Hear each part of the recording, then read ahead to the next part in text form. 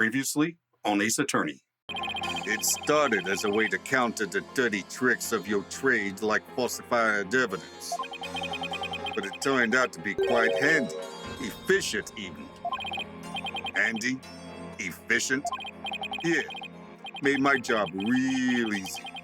Any goons who cross me or the Garan administration are going to get just what they deserve, especially those rebel scum. You can get away with that here? Better watch your mouth, lawyer. I enforce the law in Karain, see? And being that I'm the queen's husband, that makes me king.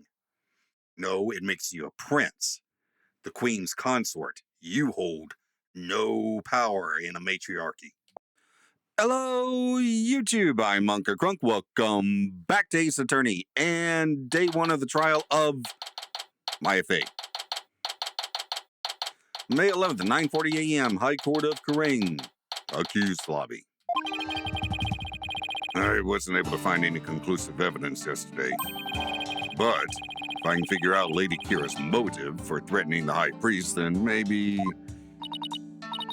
Nick, today don't look so down, Maya. I'm going to defend you with everything I got.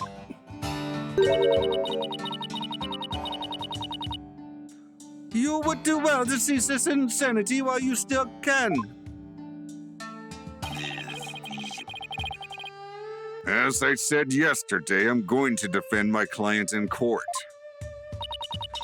Well, know this. You shall not witness a miracle of the sort that occurred last time. The moment she is found guilty, you too will be found guilty of abetting the accused. I never claimed to be a miracle maker, but I am good at discovering the truth. And unlike miracles, the truth is always waiting to be found. The truth, you say? Then it seems you have chosen your fate. This shall be your very last trial. I really don't like this country. Nick. I'm going to prove you innocent, Maya. You'll see. After all, you have to introduce the Plume Punisher, warrior of Neo Twilight Realm to the folks back home, right? Right. I may be a defendant this time. But I'll be by your side like always, Nick. Thanks, Maya. This place is tough on lawyers. I'll need all the help I can get. Plus, it's always good to have you on the team. Well, this time, let's go.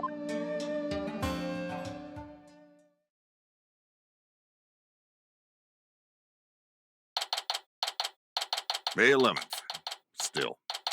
High Court of Karain. Court is now in session. All rise!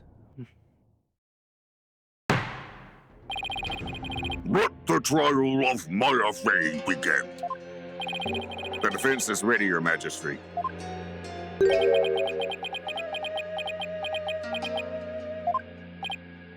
Huh?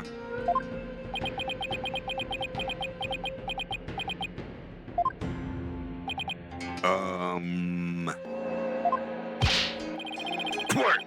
Can't you see Prosecutor Sunbody is absorbed in silent prayer?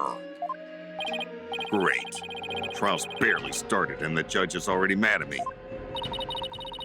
He's very devout for a prosecutor.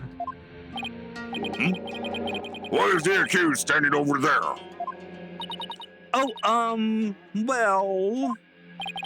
Your Majesty, in addition to being the accused, she is also my assistant. The accused is your assistant, you say? Hold your dash. Very well, then.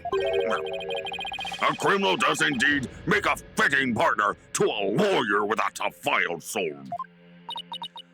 That wasn't very nice. Yeah, well, bad-mouthing lawyers seems to be a custom of sorts here in Karain. I must say, I'm surprised to see you still here in Karain, Mr. Wright. and even more so to find you in the Hall of Justice once more. I cannot fathom why you would willingly risk your life in yet another trial. The answer is simple, Your Majesty. I am a lawyer, and this is what lawyers do. Although, to be frank, I'd rather be anywhere but here right now.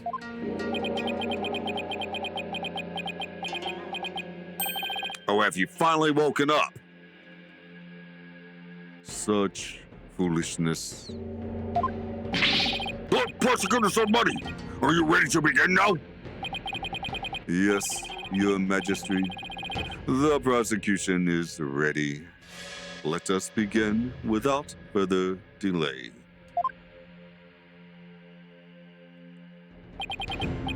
But first, I promise you both this. I will cast your wicked souls into the fires of hell. Thus shall the soul of the victim attain salvation.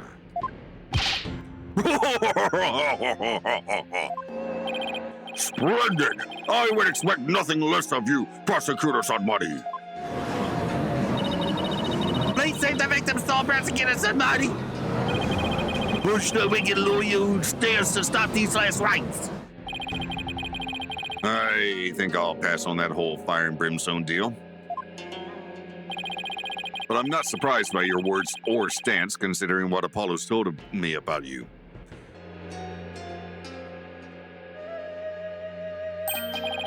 So it was you who instilled that putrid lawyerly guile within him.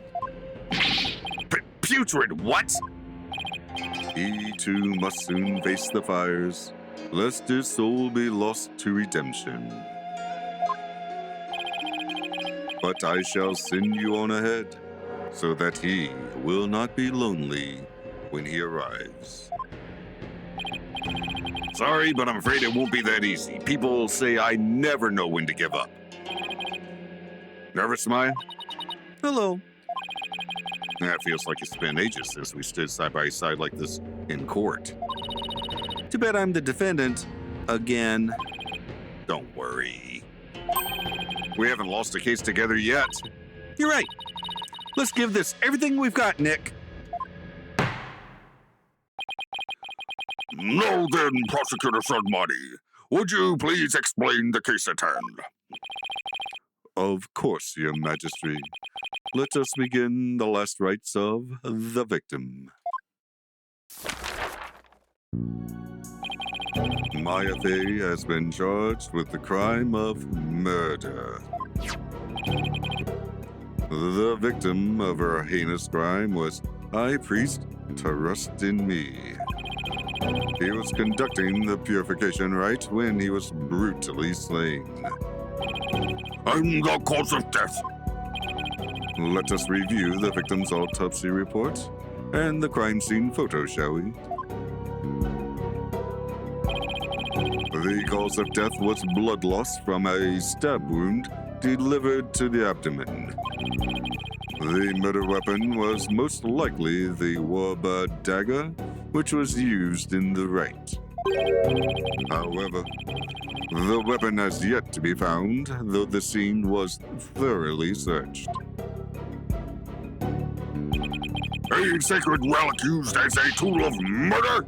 The Holy Mother's wrath shall be most severe. The murder itself took place at the height of the purification rite.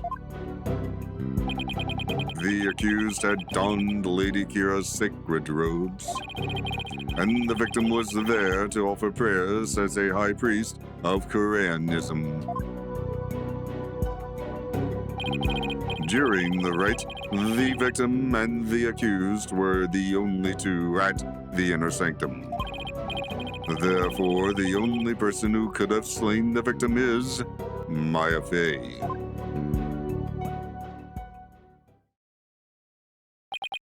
I must say, that does cast a great deal of suspicion upon the accused. Indeed. Now then, allow me to submit this diagram of the crime scene as evidence in this case. Okay, diagram of the scene of the High Priest's murder. It shows where the lanterns and the Warbat statue are. In Koreanism, slaying a priest is a sin most grave and dreadful. As such, my Fei's soul shall be plunged into the lowest level of hell, the hell of tickling. The what now? There shall be... There she shall be tickled without end for 500 million years. That is a terrible fate indeed. Would the defense care to respond? Here, I thought the lowest level of hell was the hell of back pain. I don't remember killing anyone, and I don't have that dagger or anything like it.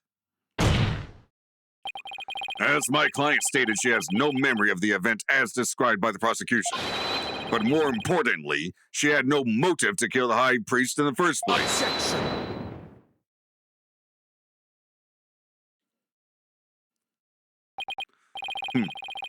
I thought you might say that. Nevertheless, the meaningless prattle of lawyers is utterly ineffectual here in the Hall of Justice. For all will be made clear by her benevolence, Rafa Padma Kurain's insights. So it is, and so it shall be. The divination seance reveals the truth for all to see. Here we go again. Bailiff, please show in the royal priestess.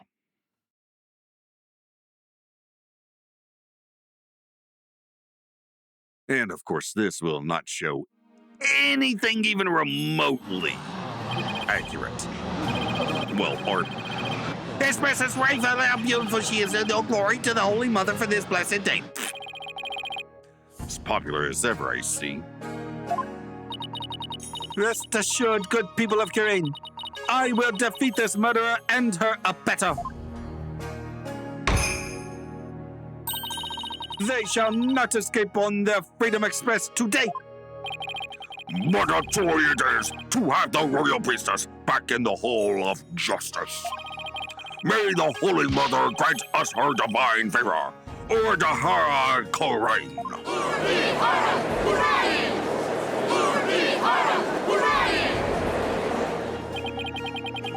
She sure looks pleased with herself. Especially for someone who didn't know what a Freedom Express was until yesterday. Is there something stuck to my face, bobbed head? Yes. An insolent smirk of complete and totally undeserved arrogance.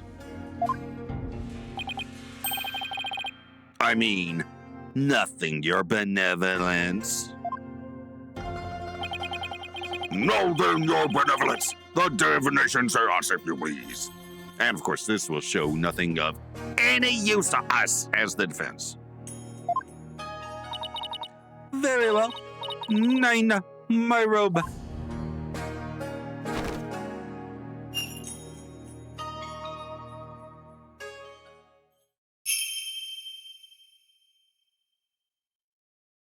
O Holy Mother, we hold this divination seance in your name. Let the eyes of everyone here be clear and our ears be unstopped. O dance of devotion, guide the victim's soul to me, so that we may receive their final memories in the pool of souls.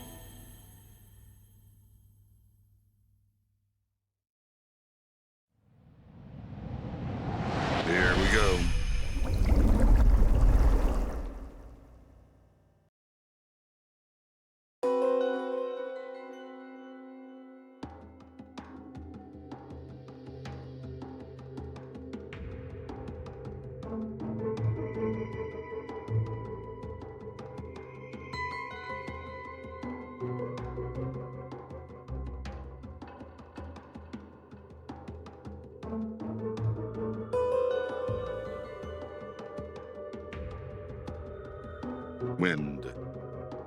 Footsteps, incense. Stabby, stabby. Pain.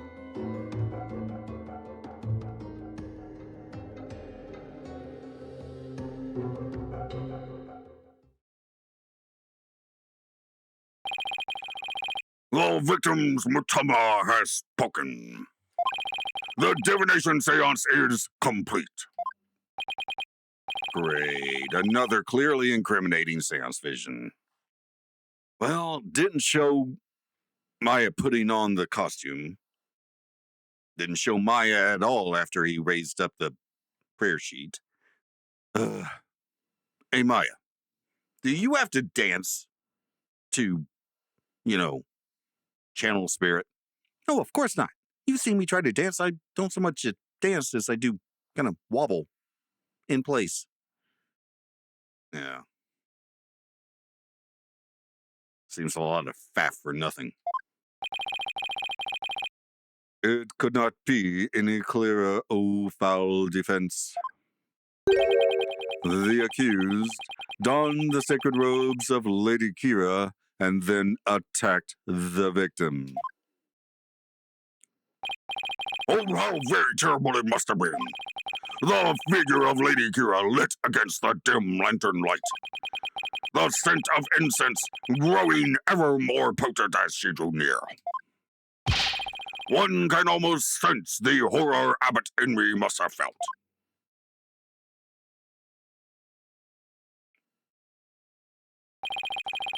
The facts as presented by her benevolence are indisputable. But that wasn't me. Do something, Nick. I'm working on it. That couldn't have been any clearer. It looks like I'm in for another uphill battle. The accused committed this vile act during our ancient tradition, the purification rite. Come to think of it, the rites guide explains the multi-part purification rite in detail. The transformation rite. The high priest reads the scripture while a priestess dons the robe of Lady Kira. The rite of water. Lady Kira enters the spring and the high priest purifies her along with her dagger. The rite of fire. The priestess circles the sacred flames to purify her soul. Indeed! It would seem that the murder occurred during the transformation rite. The rite dictates that the high priest stand in front of the spring. Therefore, the accused must have attacked him from the direction of the broken lantern. Well, Bobhead, would you care to object? Of course, because I know my client is innocent. So you say. You truly do not know when you are beaten, do you? I managed to pull it off last time with Albie. I'll just have to do it again. You intend to find fault with her benevolence's insights yet again. It would seem lawyers are Pokémon creatures indeed. Look at that Pokémon! Pokémon! What exactly is a Pokémon? Someone who's a real piece of work, so to speak. They can call me anything they want. The only thing I care about is uncovering the truth.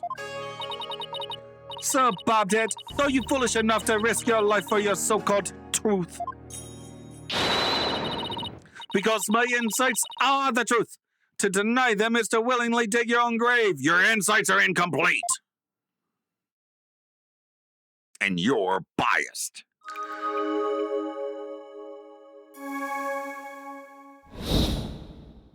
Rafa's insight. The victim commenced the purification rite by bowing to the lanterns and reading a sutra. As the first part, the transformation rite, ended, he lowered the sutra. Suddenly, he heard the accused approaching footsteps and smelled her incense-laden robes. It was then that the victim felt an intense pain. I believe this is when he was stabbed. As his life's blood spilled over, his vision dimmed till finally he passed out. He passed from our world. That is everything the victim experienced in his final moments. Are you sure you don't want to try channeling? I mean, are you sure you don't want them to know that you can channel? Because seriously, you could just call him up and get him to tell them exactly what happened. No, Nick, we can't do that. Why? Because, it would make everybody really angry and it would also make this trial really short. Dressed in the sacred robes of Lady Kira, the accused rushed the victim head on. The brutal stabbing she perpetrated could not have been any clearer. Yes, it is plain for all to see. No, it wasn't me. A sudden drowsiness came over me during the transformation rite. I didn't even get a chance to put on Lady Kira's robes.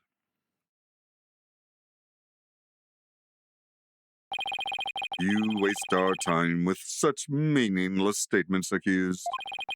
You cannot explain away the truths revealed by the royal priestess's divine insight.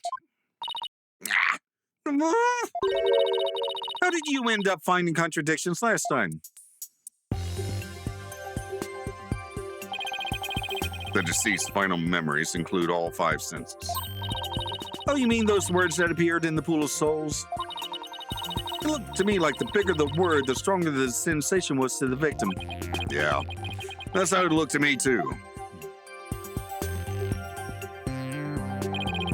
The sensations themselves are never wrong, only their interpretations. That's why I tried to point out mistakes in Rafa's insights last time. So there could be contradictions between what Abbott and me felt and her insights, huh? You got it. And I'm going to find them this time too. Should I check out to point out contradiction? No, I'm fine. I remember how it works. Still. The sensations this time seem to fluctuate more than the ones from Albie's trial. In which case, I better keep an eye on changes in their intensity, too. Okay, time to point out the sensations that contradict the insights.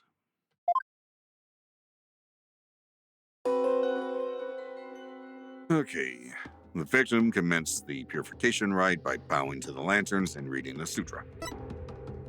As the first part, the transformation rite, ended, he lowered the sutra. Suddenly, he heard the accused approaching footsteps and smelled her incense-laden robes. It was then that the victim felt an intense pain. I believe this is when he was stabbed. As his life's blood spilled over, his vision dimmed, till finally he passed from our world. All right.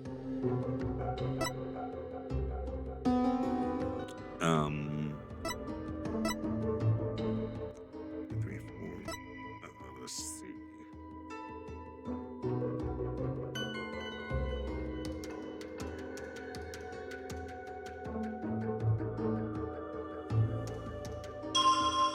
Hang on. As his life's blood spilled over, his vision dimmed, till finally he passed from our world. He heard the accused approaching footsteps and smelled her incense-laden robes. Let's see.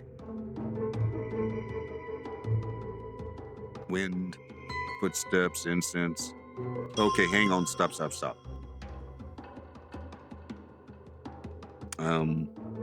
X rewind.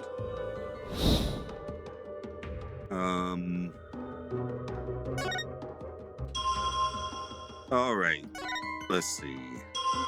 All right, go back a little bit. Yeah, the footsteps don't get any louder, but the incense gets stronger.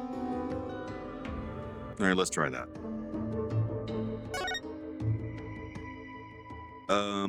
Crap. I guess it could be either incense or sound or footsteps?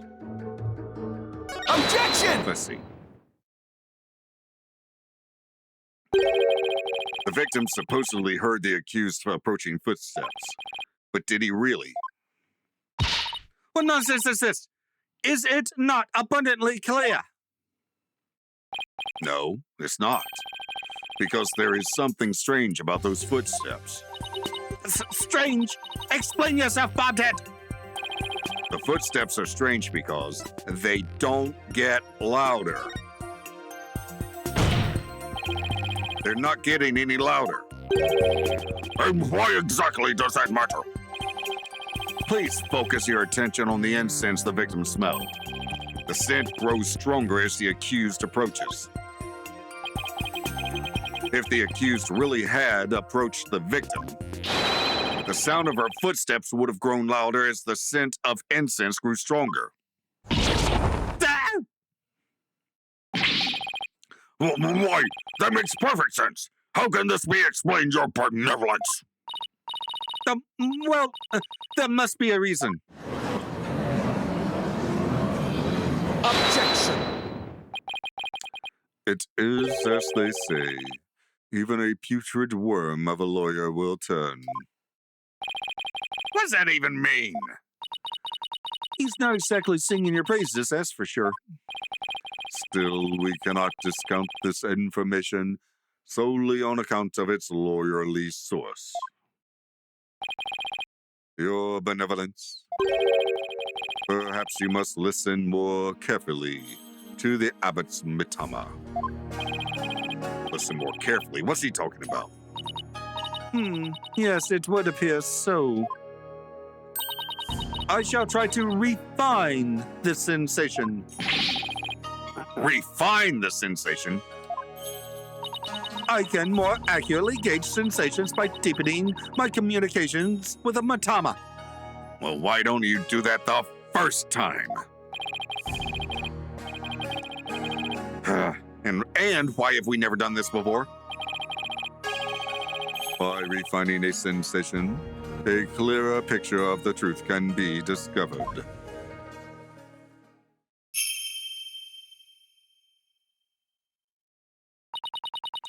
Oh, blessed Mitama, I beseech you, hear me now and respond to my call.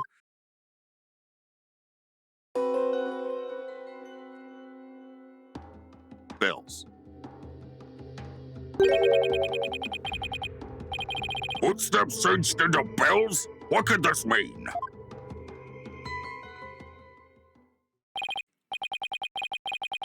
Bells? But the only bells at the scene of the crime were... Ah, the jingling must have come from Abbot Inme's bells. You mean those big things he had on his ankles? Well, there you have it. The sound of bells was from the high priest's own footsteps. Then that means... If the footsteps belonged to the victim himself, it means it was the victim who was moving, not the accused.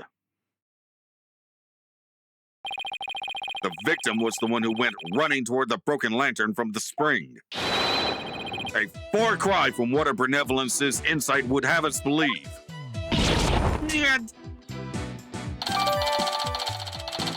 Okay. Diagram updated. But why would the victim ever approach the accused? Maybe he was trying to defend himself. Please explain. He could have felt threatened by Lady Kira standing there with a dagger. If so, he might have thought to overpower her before she attacked. Still, your voice says it's nothing but a theory and a poor one at that. Be not led astray by this lawyer's obvious postulation. Objection! While his insolence is inexcusable, I would ask that you calm yourself, your benevolence. Is there something you would care to say, Prosecutor Sanmari? Even if it was Abbot Inme who moved, it does not negate the accused's crime. What do you mean? The accused was likely waiting for the high priest to approach. And as he neared, she plunged the dagger into him. It is as simple as that. Right, it doesn't really change much, does it? Yes, it is as the predicate said. In fact, it is as I meant to say it all along as well. Right. And that's why you were so shocked when you first heard it. Understand now, lawyer, that contradiction you conjured has come up to naught. Once I own my insights, it will vanish like the dying rays of the sun. Ah! Okay. He rushed to the accused and tried to fight her off by the broken lantern. As his life's blood spilled over, his vision dimmed. Wait. Okay. See, the fact that it was happening me who moved changes nothing. Come on, Phoenix, you gotta keep your cool. That contradiction I pointed out must mean something.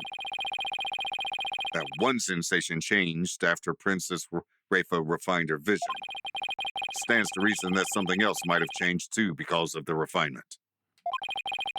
Should focus on any sensations that have changed, while searching for more contradictions between them and her insights. Okay, So, victim commenced the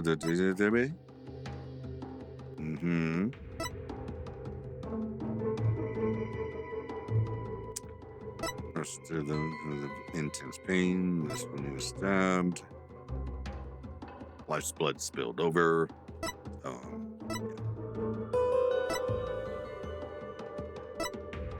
Wind. Incense, bells, water. Wait. Hang on. Wait. Back.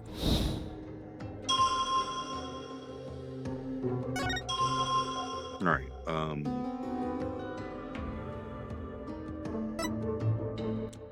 Let's see. He rushed the accused and tried to fight her off by the broken lantern. Now, the water was behind him. All right, hang on. Let me rewind again. Okay, bells, incense, water.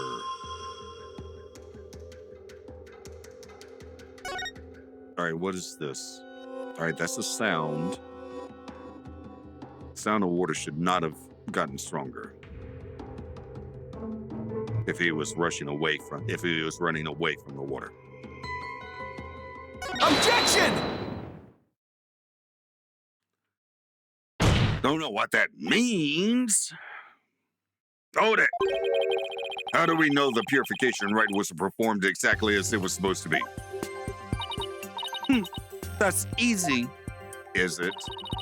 The customs governing the rite are very clear, and Abbott and me would have adhered to them. That's not proof.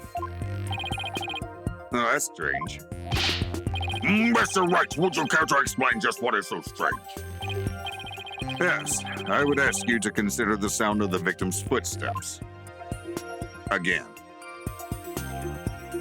The sound of bells changes to the sound of water at one point. Oh, he was stepping into the water. What's this? It's simple. The victim must have stepped in some water. Oh. Yes, and the only source of water in the inner sanctum is the spring. Unless the snow around the lantern was melted. And therein lies the contradiction. What contradiction? I believe the rite started out as it should have. The victim stood with his back to the spring, and the accused stood right in front of him. But we now know that the victim then moved into the spring. Pokunka! That is absurd! This means the accused's location differs from what her benevolence's insights indicates.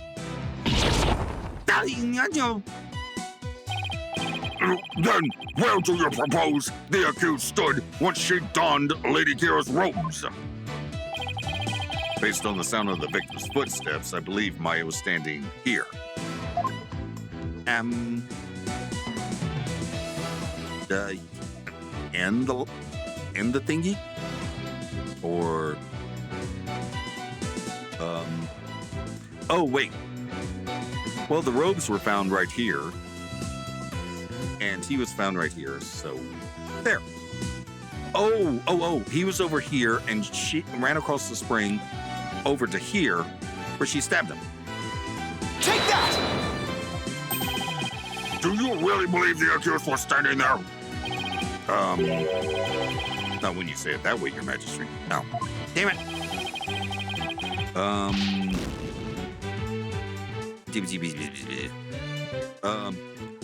Keep making sloppy statements like that, Mr. Wright, and I'll have your tongue. Please, anything but the chop. Then let's have an actual answer out of you. Where do you believe the accused was actually standing? All right.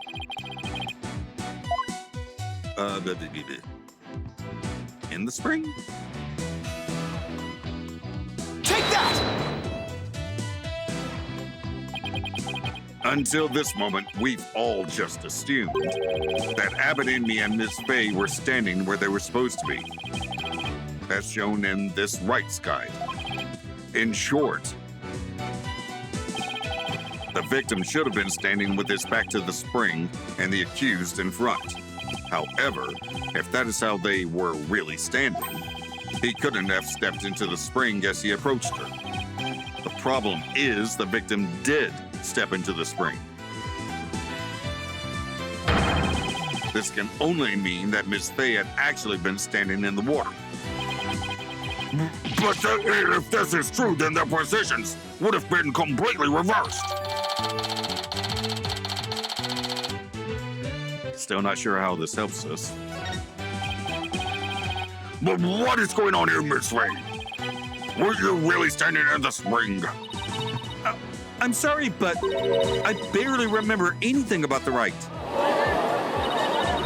The High Priest would never make such an obvious blunder during a rite. What on earth? Is that even possible? That's enough! Be that as it may, this does not overturn my insights. It doesn't. Let us say the accused was standing in the spring. So what? So what? This completely reverses their positions is what? That their positions differed from what is customary is rather curious. However, what does that change? It certainly does not erase the accused crime. It changes the murder weapon. It's very likely he stumbled and stabbed himself on the bird.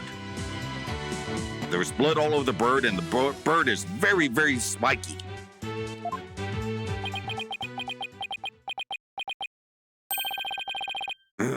But I guess you have a point there. You lawyers are an absurd breed. Never thinking ahead, you cling to the first insignificant contradiction you can muster. It's called buying time, sister. Sounds like Princess Rafa has a pretty good grasp on what lawyers are all about. Oh, Maya, where would I be without your brutally frank commentary right now?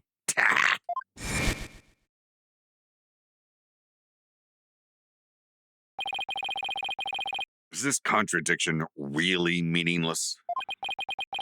Something really doesn't feel right. Did I take a wrong turn somewhere?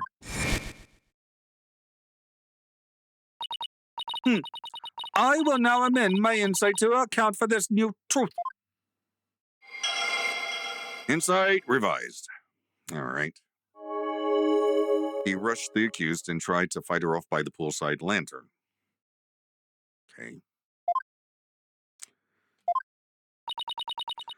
Now the contradiction is no more.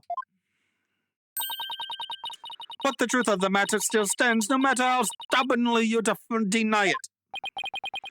What do you have to say for yourself now, Mr. Wright?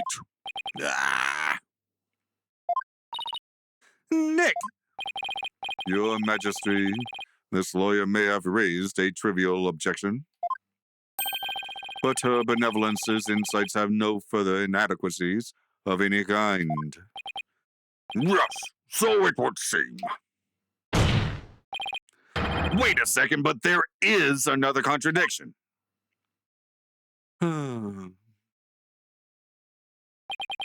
Still you flounder about, wretched beast. Though you rack that putrid brain of yours, nothing worthwhile will come of it. Maya, please tell me you remember something that might help us out here. Sorry, I really don't remember a thing. But now that the place I was standing in has changed, who knows? That alone may cause a new discrepancy with Princess Rafa's insights. That's right. We now know that Maya was standing in the spring. A major change like that could very well produce a contradiction. I should take another look at the inner sanctum diagram in the court record and confirm where Maya and Abbott and me were standing. Then focus on finding any discrepancies between their positions and the insights. Ah! All right, hang on. Well, let's see.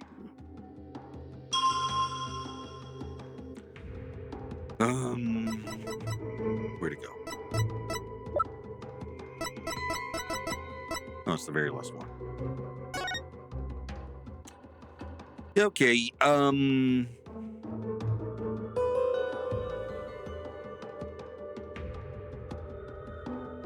well, aside from the stabby, I don't know. Wait, did she say broken lantern or poolside lantern? Hang on.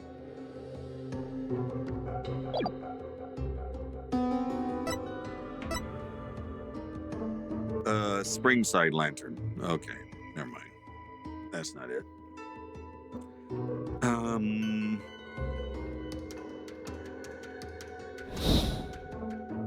nope.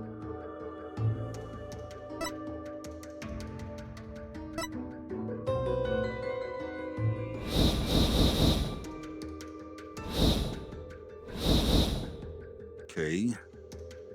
Let's see.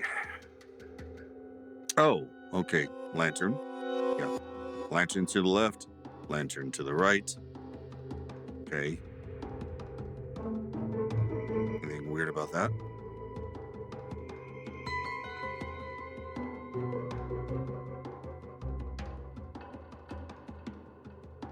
Wind. Wait a minute.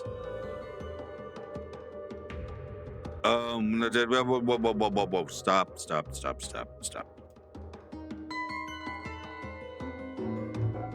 Hang on. Damn it. No.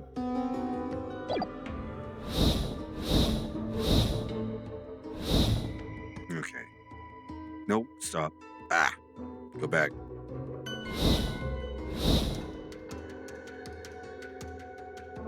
Wind. Okay, hang on. That could only have happened to the broken one. So,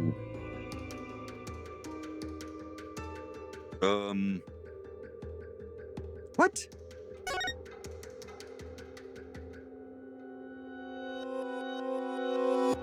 Objection!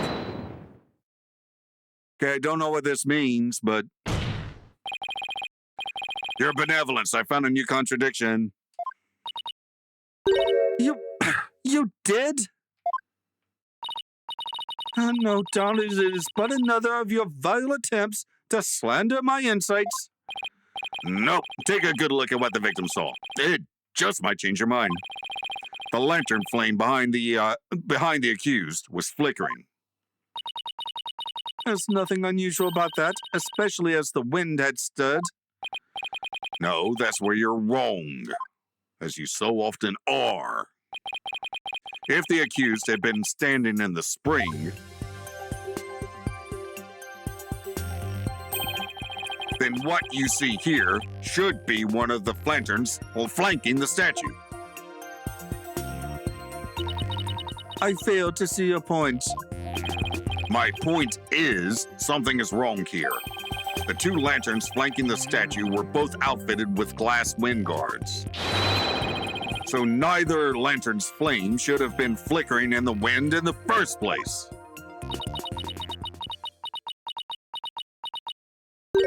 Huh. She seems pretty tickled, Nick. I don't remember saying anything funny. I failed to see what you wish to prove here, but... Very well. I shall refine the vision and reveal the truth for all to see.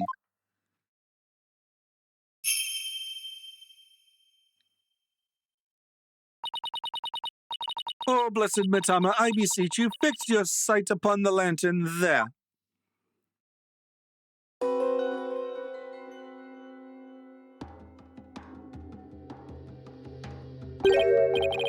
Huh? That lantern doesn't have a wind guard on it. And rightly so. For the wind guard was removed to reveal the sacred flame within for the rite of fire. Therefore, there is nothing odd about the flame flickering. Say what? But when we searched the crime scene, those lanterns had their wind guards on. That's because the police put them back on. These sacred flames have burned uninterrupted for hundreds of years, Defense. We could not risk them being extinguished even during an investigation. That would never fly back home. Well, Bobcat, are you done quibbling? If so, then it is time to bow down before this testimony of the Mitama. Ah! Nick! Don't worry, Maya, I'm just getting started. All right, let's go over everything we know so far. Maya was wearing Lady Kira's robes and standing in the spring. I'm not so sure she was. Wearing her robes. Maybe she was standing in the spring before she got knocked out. Anyway, the high priest is thought to have been moving toward her. So I should look for sensations that stand in contradiction to this arrangement. I won't give up. I'm going to find a contradiction that will undermine the accusation against Maya. Okay.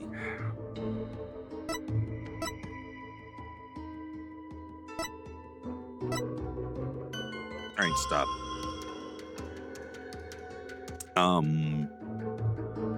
Wait a minute.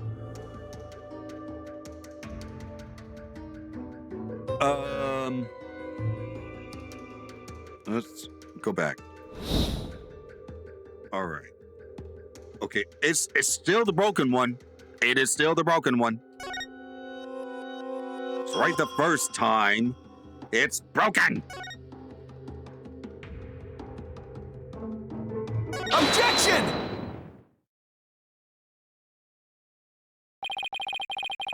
What could this possibly mean? That lantern clearly contradicts her insight. This contradiction will overturn the entire case I've been building. Are you all right, Mr. Wright? 1 minute you shout out, and in the next you fall silent. Perhaps it is like the bellow of one who is barreling down a hill with no way of stopping. Is that not right, Prosecutor Sarmati?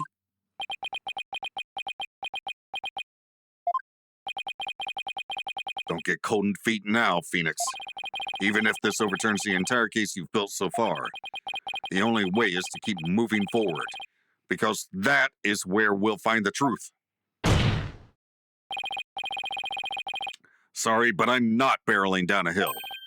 In fact, I'm in full control of everything with the indisputable contradiction I found. Is that so? The lantern behind the accused clearly, no, blatantly, contradicts your insight. Does it now? One of the lanterns on the entrance side of the inner sanctum was broken. And if you watch what Abbott Enemy saw in his final moments,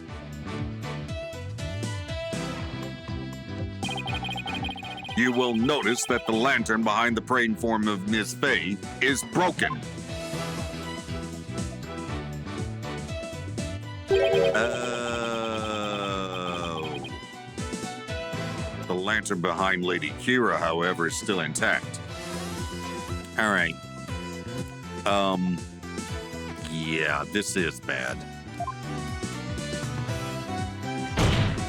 Or it might be bad. In short, we are seeing two different lanterns in this seance vision. How could this be? And even if it was so, how would that contradict my insights? I have no idea. Let me start by saying the claim I'm about to raise will overturn the case I've built thus far. Will the defense please explain himself? Based on the broken lantern, we can tell Maya and Abbott Enmy's positions. Where the accused and the victim were standing. But did you not just finish asserting that the accused was standing somewhere else? I did. And I built my argument on that faulty premise. Oh, Abbott Enmy turned around 180 degrees while he was reading the script. But thankfully, it has led us here. To the actual spot where Maya Faye was standing. Okay, this is not bad. This is good. This is good.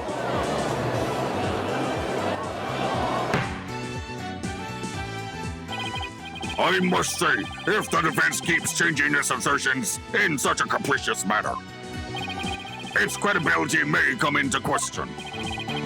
I'm willing to take that risk, Your Majesty, because I believe this will be the last time. I'd like to start by pointing out the actual spot where the accused was standing.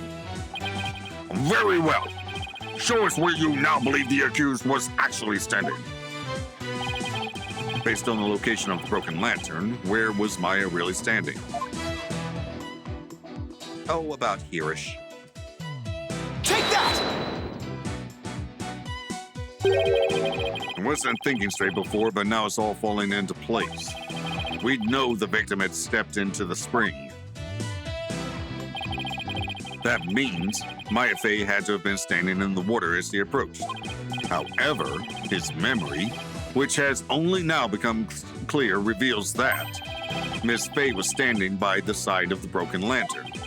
In other words, she was standing where she was supposed to be, according to custom. Does that not bring us back to the very beginning? No, this is where things take a different turn, and I mean that literally.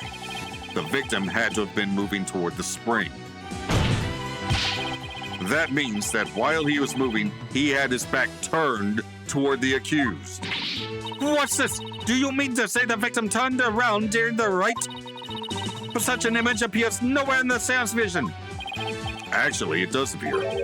It's just that no one noticed until now. No one noticed? How could no one have noticed something so big? The scroll! There was a moment when the scripture the victim was holding was all we could see. Thanks to that, none of us could tell that he was, in fact, turning around in that moment. Objection! If it is as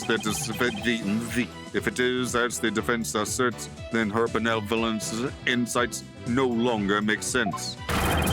How do you intend to explain that? Objection! It's not my job to explain it. Exactly. I don't need to explain anything because it's just as you said, Prosecutor Sadmati. Her benevolence's insights don't make any sense because they contain a huge error. Such insolence!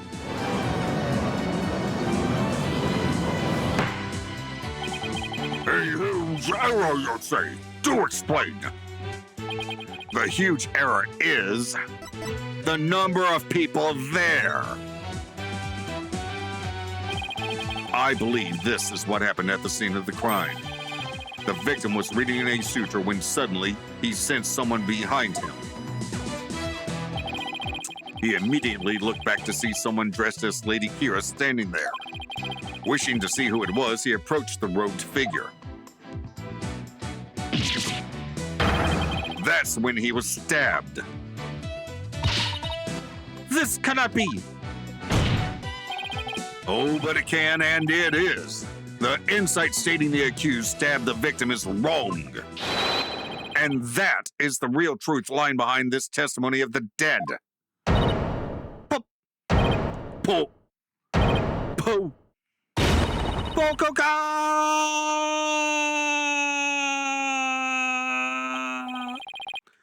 Are you suggesting that there was someone else at the scene of the crime?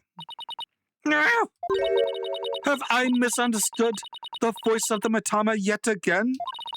This cannot be. That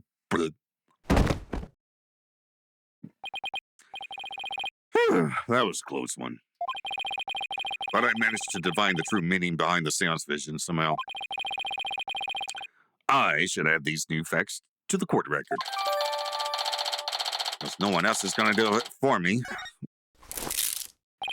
Oh, now what? Your benevolence, please allow me to take it from here. I will overturn the brash accusations of this faithless, putrid-minded lawyer. Yes, I shall place my trust in you. Nope, you're not going to make me feel this bad for her. Not going to happen. Are you sure about this prosecutor's on money? My work as an international prosecutor has taken me to courtrooms around the world. And in that time, I have learned to perform last rites for souls in trials lacking a seance. Yes, of course. Forgive my ludicrous inquiry. Moreover, I have with me a forensic investigator from overseas. I will show you all the most magnificent last rites ever seen. I guess he really does think highly of Emma and her forensic expertise. I'm impressed that he's come to understand their value. And then again, he is an international prosecutor who's solved tough cases around the world. Time to hunker down, huh? Now then, let us continue with today's proceedings. Could the defense please tell us who the third party dressed as Lady Kira was? Your new claim has negated the insights of the royal priestess, so I trust you have some evidence to support it, correct? Yes, of course. This third party must have really wanted to kill the high priest. I might be able to identify who it was if I had evidence of their murderous intent. Well, we're waiting, Mr. Wright. The evidence that can reveal the identity of the third party is this. I'm hoping. It's this. Lady Kira's warning. No. Take that! 3 days before the purification rite, the victim received a warning letter from an unidentified individual. He did. Whoever Clint sent it clearly meant to threaten the high priest. The letter said, "Do not perform the rite." But the rite went on as scheduled.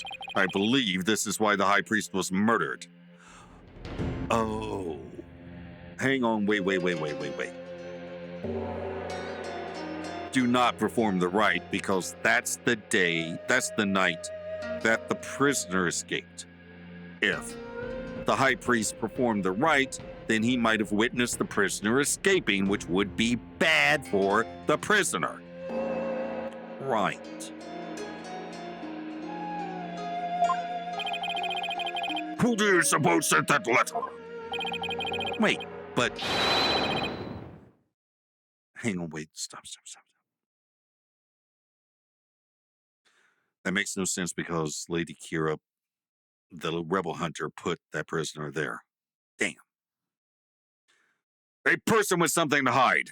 The rebel hunter disguised as Lady Kira herself.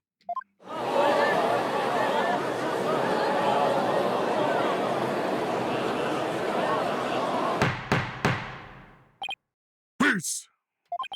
I don't understand. I had heard the Lady Kira that has been in the news of late only hunted rebels. The parachute.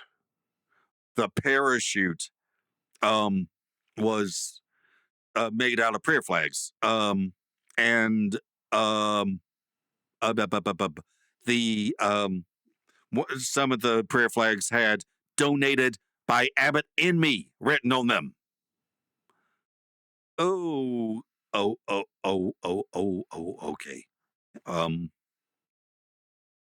Do not perform the rite because it could cause trouble with the escape.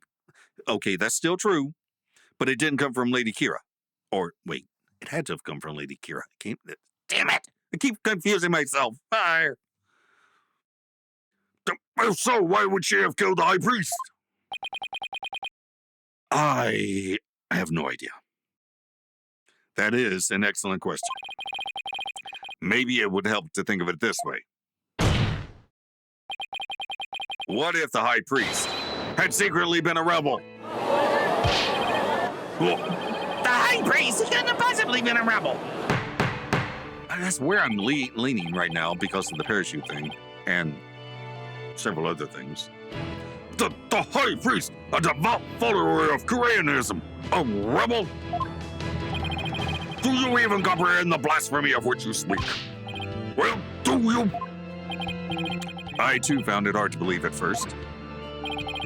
But as I continued my investigation, it started to become more and more plausible. Objection! The third party was the rebel hunting Lady Kira, and the high priest was a rebel. Your mockery of Koreanism, no. Of the kingdom of Korean itself knows no bounds. Not trying to mock your religion, but I will mock your monarchy all damn day, my brother. Oops. The shameless pork cooking lawyer. He's making a mockery of our religion. As a faithful Koreanist, I take issue with these claims. And I am loath to admit them into today's proceedings. I don't like where this is going. The defense's claims are but vile blasphemy tantamount to spitting on the Holy Mother. Is it really that big of a deal, Maya? Abbot Enemy was a distinguished monk and very well respected too, so yeah? Please don't let this turn into an international incident. But fear not, good people of Kirain. The rantings of this putrid-brained lawyer who seeks to sully the soul of the deceased shall come to no avail once I conclude these last rites. Yeah. The prosecution's assertion that the accused killed the victim remains unchanged. But the victim was stabbed in his abdomen. How's that possible when he had his back turned towards Miss Faye? Someone else must have killed him. Objection! Are you sure about that? Yes! You may have invalidated the seance, but do not let it go to your putrid head. The karmic flow of this trial is as yet still in my hands. How can he be so confident? Something has occurred to me, you see. And your allegations of a third party are but a deluded fantasy. And I shall prove that by calling a new witness to the stand. How is there a witness if there were only two people there? An eyewitness who will deliver a definitive answer that will dispel the defense's doubts. An eyewitness. I repeat, how is there an eyewitness if you state that there are only two people there? Well, very well, let us call this eyewitness to the stand. Oh my God. You, the paratrooper, the prisoner. Well, probably the prisoner. I don't have any proof of that yet. It's him again. Well, now, he has to be the shaggiest witness I have ever laid eyes upon. He's been in prison for who knows how long. Please state your name and occupation. I'm, that's so-and-so, whatchamacallit?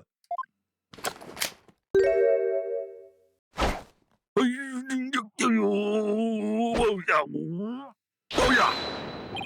Anonymous TBD. At least that's what they've been calling me. Oh, my God. TBD as in to be determined? Can't you just tell us your real name? The witness has suffered a blow to the head, rendering him amnesiac. Therefore, I named him Anonymous TBD in my report, but he thinks TBD is part of his name. Objection! You're letting an amnesiac testify. Have no fear. I have already questioned him at length. While it is true he has utterly forgotten his name and past, his memory of what he witnessed is still very much intact. Considering the dearth of information, any new knowledge may be of help. Therefore, I will permit his testimony. Now, Mr. Amos, please tell us what you saw.